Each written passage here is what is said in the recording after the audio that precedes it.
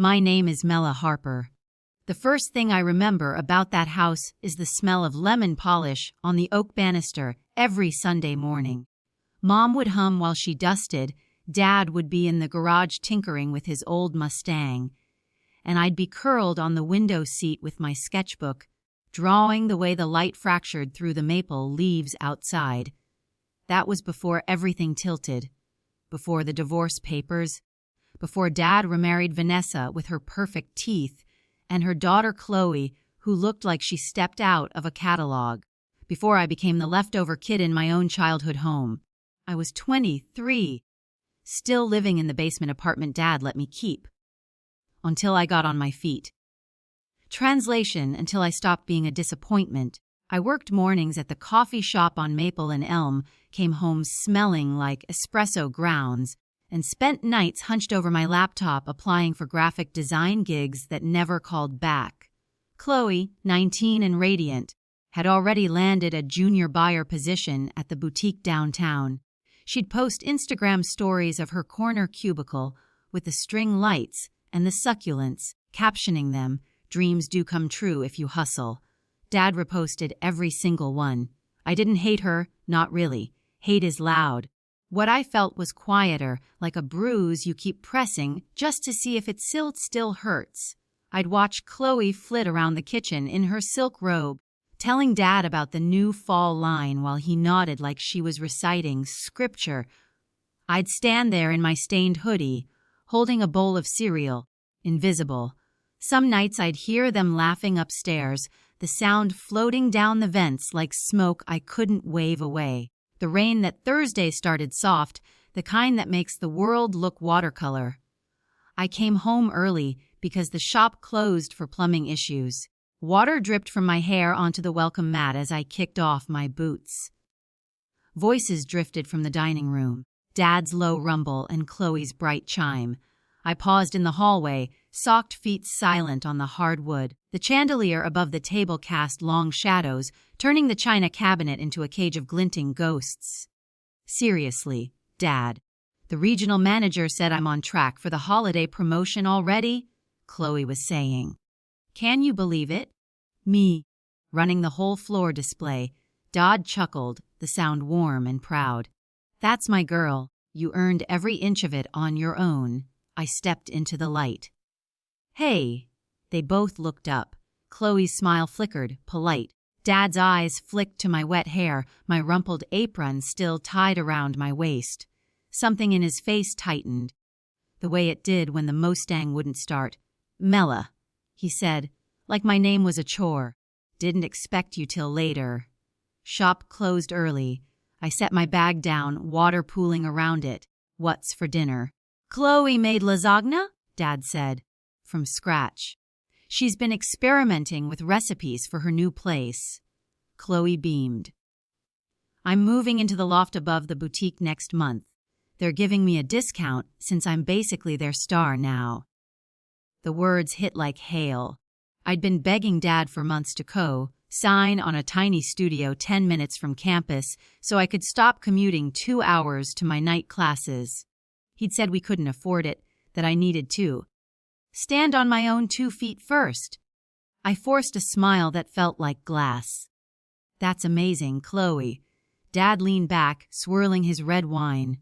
"Some people just have that drive, you know. Chloe's always been a go-getter. Unlike..." He stopped, but the word hung there anyway. "Unlike you." The silence stretched. Chloe's eyes darted between us, wide and innocent. I could feel the heat crawling up my neck. "Unlike who?" "Dad." My voice came out steadier than I felt. He shrugged, took a bite of lasagna. "You know what I mean. Chloe's out there making things happen. You're still figuring it out." Chloe reached over, touching his arm. "Dad, don't be hard on her. Everyone moves at their own pace." The condescension in her tone was velvet-wrapped steel. I stared at my reflection in the dark window, rain streaking down like tears the glass was crying for me. That night I lay in the basement, listening to the pipes groan overhead. Every creak felt like judgment. I opened my laptop, the blue light harsh against the concrete walls.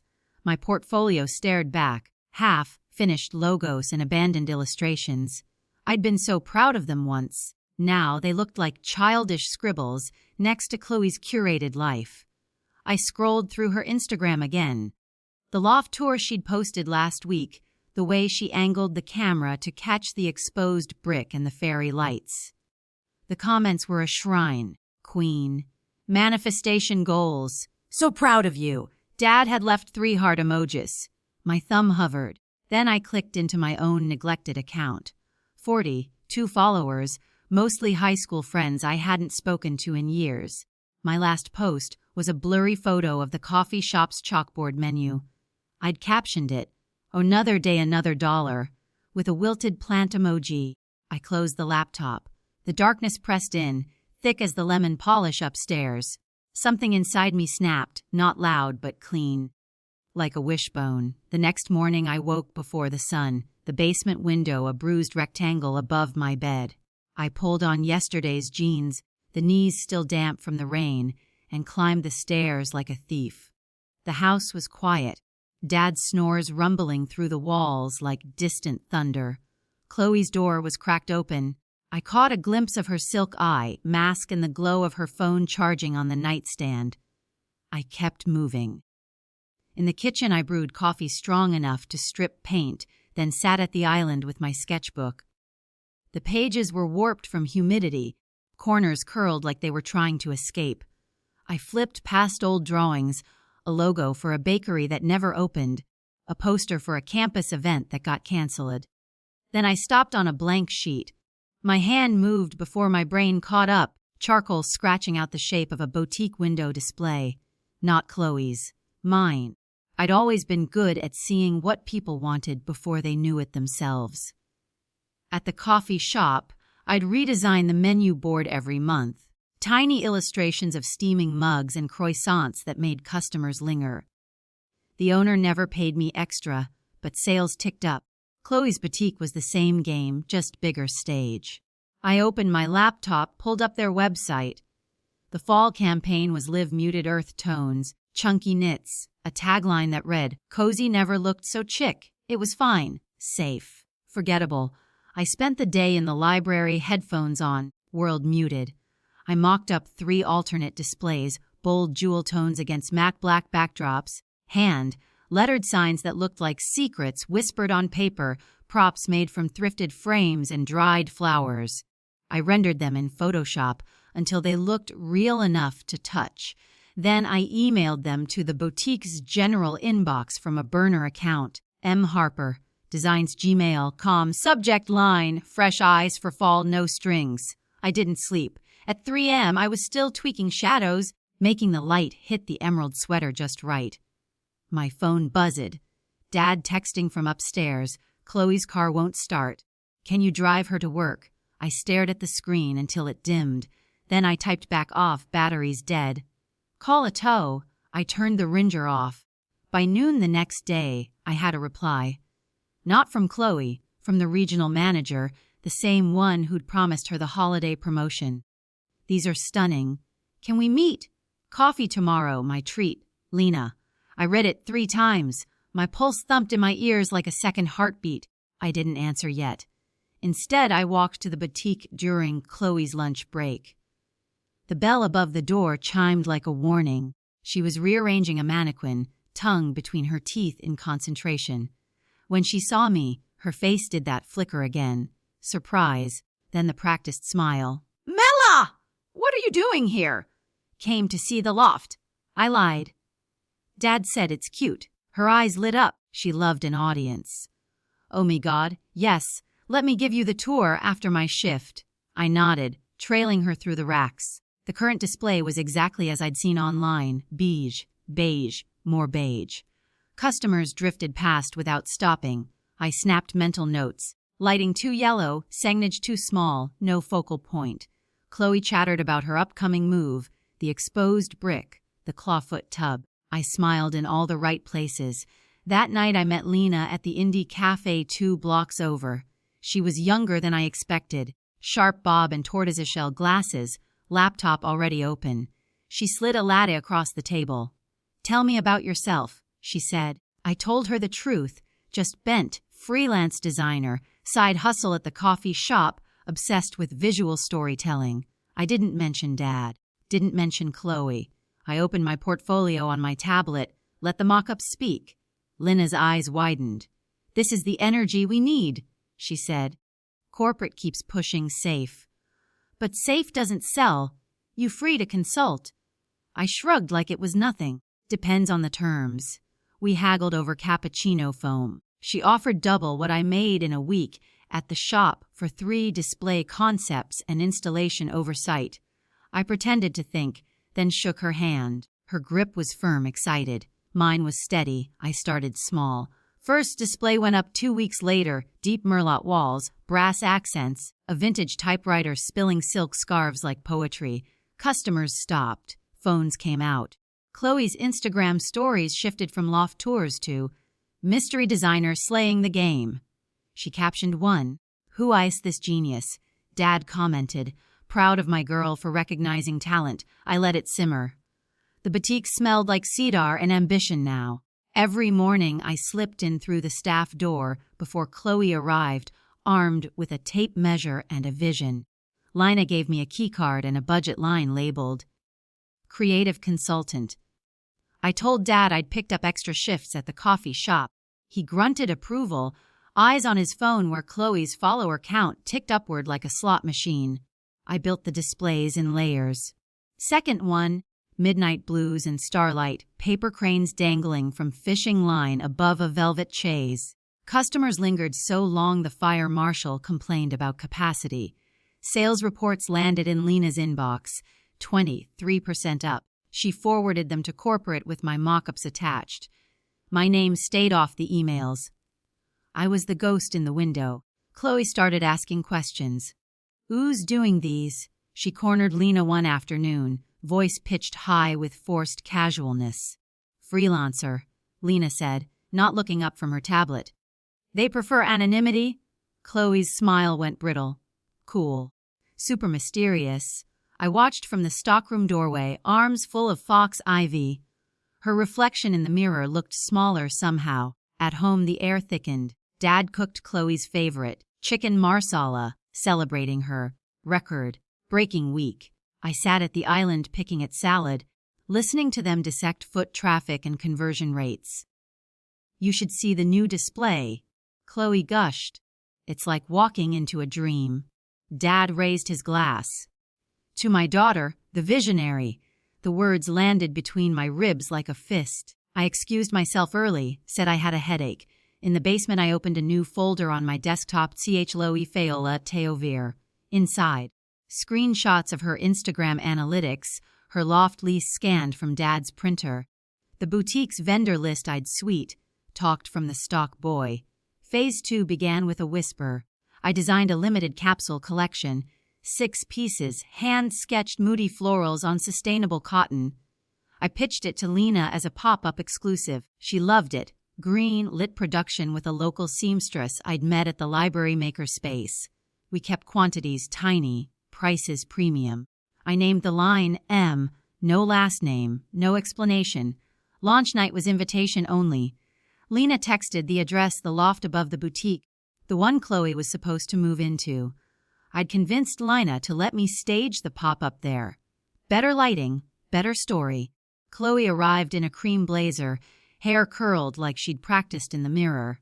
She froze in the doorway. The space was transformed. My cranes hung from the rafters, fairy lights woven through.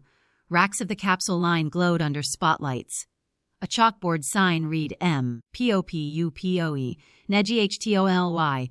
Guests milled with Prosecco, murmuring over the details, hand-embroidered labels, tags with tiny pressed flowers. Chloe's name wasn't anywhere. She found me by the window, arranging a final mannequin. "Mela." Her voice cracked on the second syllable. "What is this?" "Pop-up," I said, not turning. Lena asked me to consult. "You." She laughed, but it came out wet.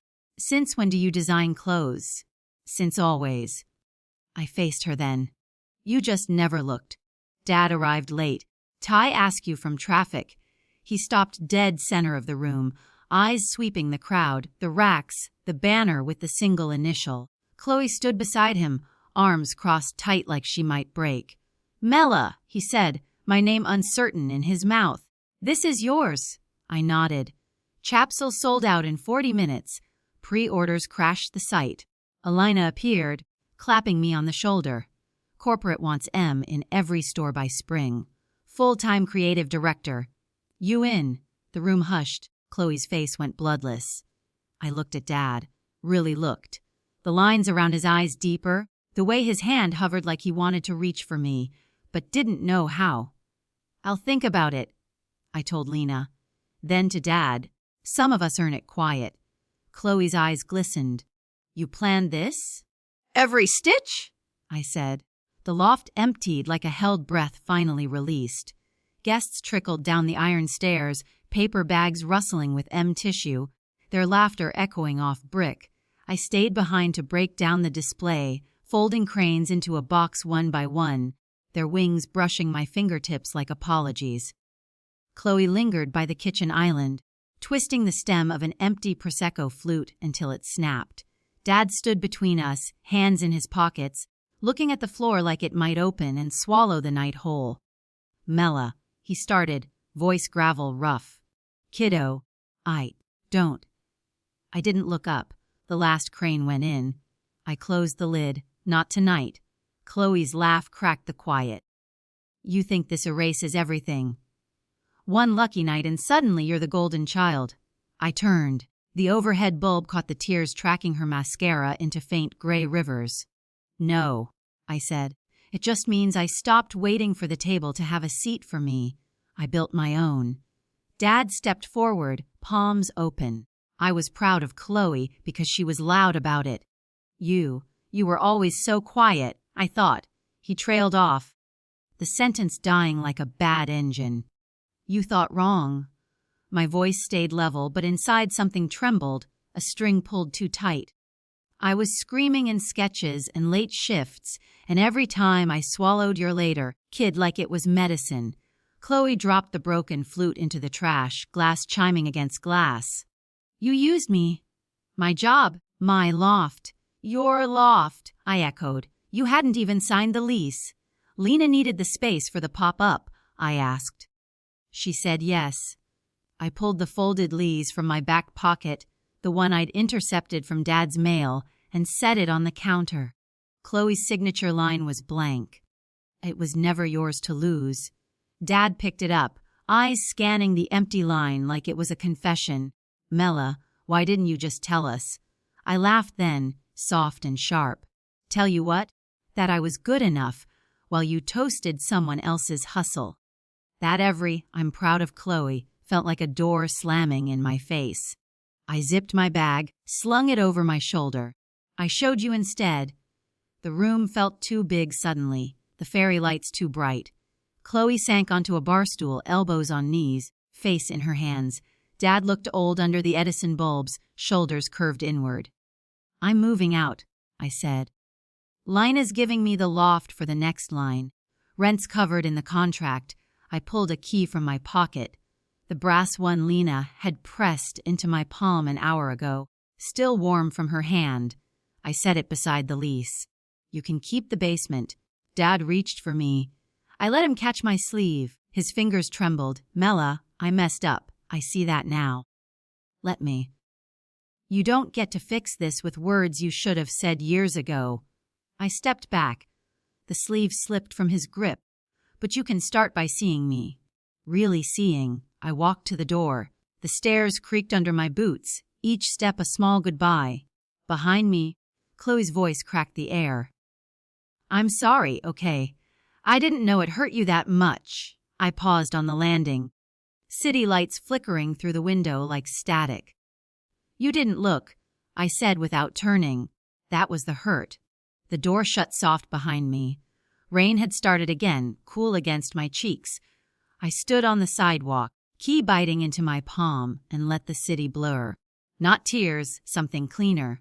Release. 3 months later, the spring line launched nationwide. Billboards with my cranes, my florals, my single initial glowing above highways. Dad came to the flagship opening alone. He stood at the back in a new blazer, hands clasped like he was in church. When I walked the floor shaking hands, he waited until the crowd thinned. He held out a small box. Inside, a keychain shaped like a tiny Mustang, the car he'd taught me to drive stick in. "I kept the original," he said. "This one's for your new place, if you'll let me visit." I closed the box. "Coffee first. Neutral ground. We'll see." Chloe sent a text the night the billboards went live. I saw the one on I-95. "It's beautiful. I was wrong." "I'm proud of you." I stared at it until the screen dimmed, then saved it without replying. Some bridges take longer to rebuild. I still smell lemon polish sometimes, phantom in the loft's open windows. But now it mixes with cedar and fresh paint, and the faint sweetness of dried lavender from the worktable. I fall asleep to the hum of the city, sketchbook open on my chest, cranes dancing on the ceiling in the draft. I earned every inch on my own, and the quiet finally listens back.